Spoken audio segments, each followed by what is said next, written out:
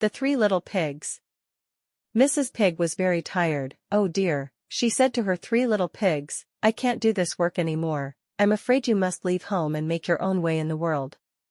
So the three little pigs set off. The first little pig met a man carrying a bundle of straw. "Excuse me," said the first little pig politely. "Would you please sell some of your straw so I can make a house?"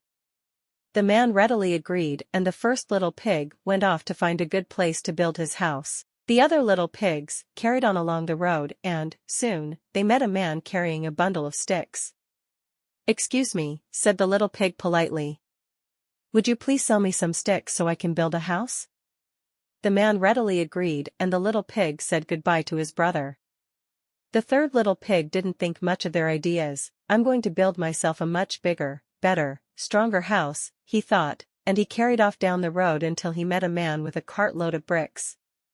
"Excuse me," said the third little pig, as politely as his mother had taught him. "Please, can you sell me some bricks so I can build a house?"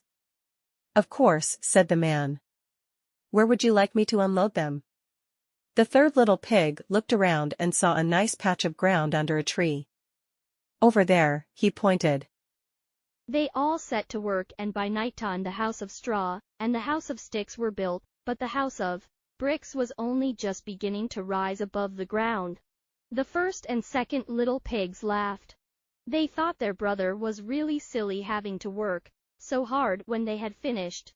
However, a few days later the brick house was completed and looked very smart with shiny windows, a neat little chimney, and a shiny knocker on the door. One starlit night, soon after they had settled in, a wolf came out looking for food.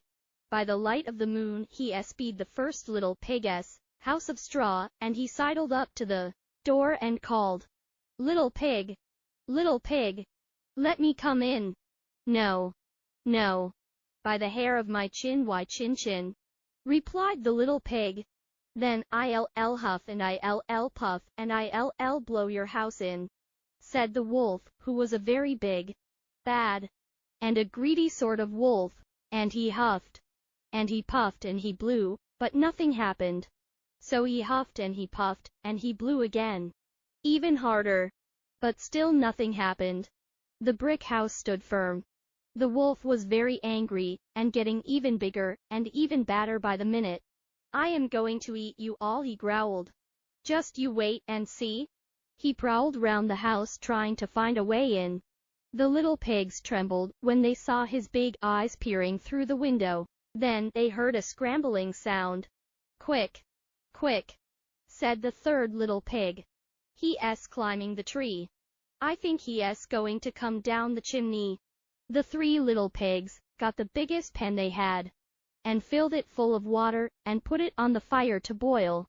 All the time they could hear the sound of the wolf climbing the tree, and then walking along the roof. The little pigs held their breath. The wolf was coming down the chimney. Nearer and nearer he came until, with a tremendous splash, he landed in the pan of water. "Yow-ee-ee-ee!" he screamed, and shot back up the chimney thinking his tail was on fire. The last the three little pigs saw of the big bad wolf was him flying over the treetops clutching a very sore tail. So, the three little pigs lived happily together ever after in their very smart houses of bricks.